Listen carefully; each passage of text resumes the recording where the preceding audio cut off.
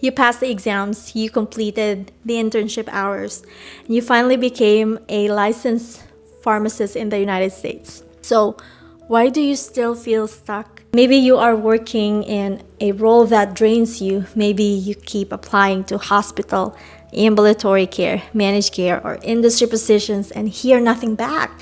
Or maybe your salary improved, but your confidence and career direction did not. If that sounds familiar, I want you to hear this clearly.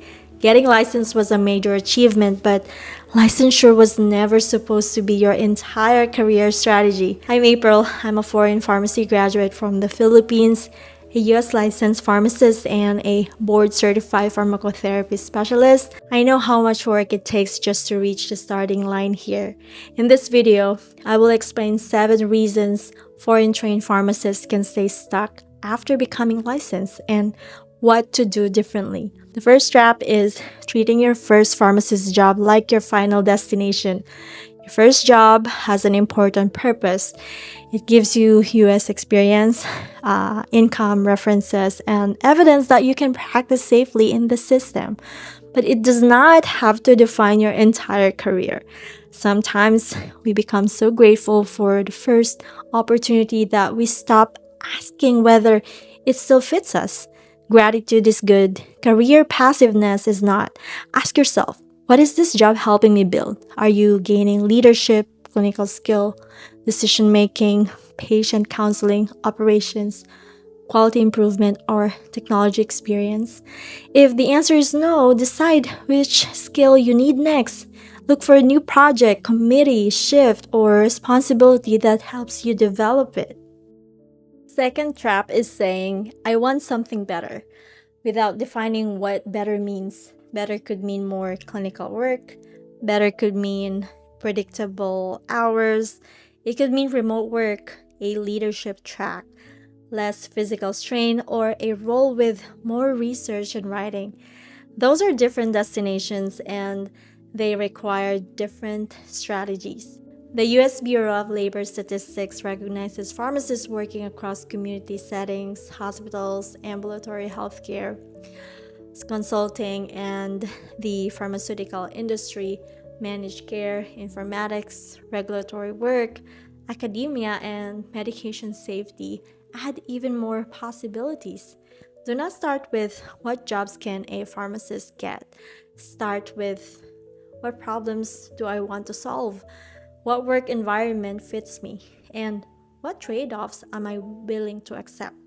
Then choose one primary target role for the next 90 days. The third trap is assuming employers understand your foreign experience automatically.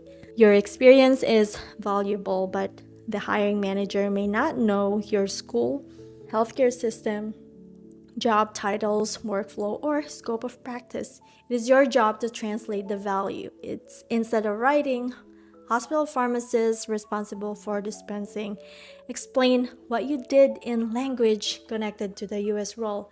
You might say, reviewed medication orders for appropriateness, dosing interactions, allergies, and renal adjustment in a high volume acute care setting, or counseled an average of 40 patients per shift and collaborated with prescribers to resolve medication related problems. Do not exaggerate. Do not hide where you trained. Just make the clinical skill scale and outcome understandable. The fourth trap is collecting credentials before identifying the actual gap. Foreign pharmacists often think another certificate will finally make them competitive. Sometimes a credential is exactly the right move, but sometimes the missing piece is not another set of letters. It may be recent experience, a stronger resume interview practice, a referral, a project portfolio, software familiarity, or evidence that you can operate in the target setting. Before paying for a certification, study 10 job descriptions for the role you want. Make a list of the requirements that appear repeatedly, then ask which of these are true requirements, which are preferred, and which can I demonstrate through experience. A credential should close a real gap. It should not become a very expensive form of procrastination. The fifth trap is applying online without building relationships. Submitting applications matters, but a career search should not be only numbers game. The US Department of Labor recommends establishing networking contacts, researching employers, attending job fairs, and setting up informational interviews as part of a job search. Pharmacy organizations also offer state affiliates, mentorship programs, discussion committees, volunteer roles, and meetings. Networking does not mean asking a stranger for a job. It means learning from people, contributing where you can, and becoming known over time. Try this message. Hi, I'm a foreign trained pharmacist, currently working in a community practice and exploring medication safety. I appreciated your post about your transition into that field. Would you be open to a 15-minute conversation about the skills that mattered most in your move? The sixth trap is underestimating communication as a career skill. Clinical knowledge is essential, but employers also evaluate how you communicate risk, manage conflict, prioritize work, accept feedback, and collaborate with technicians, nurses, practitioners, patients, and leaders. An accent is not lack of intelligence. Being foreign trained is not a weakness, but if your answers are too long, too vague, or missing the result, the interviewer may not see the strength of your experience. Practice concise stories using situation, task, action, and result. Record yourself answering common questions. Listen for clarity, not for perfection. Your goal is not to erase who you are. Your goal is to make your competence easy to understand.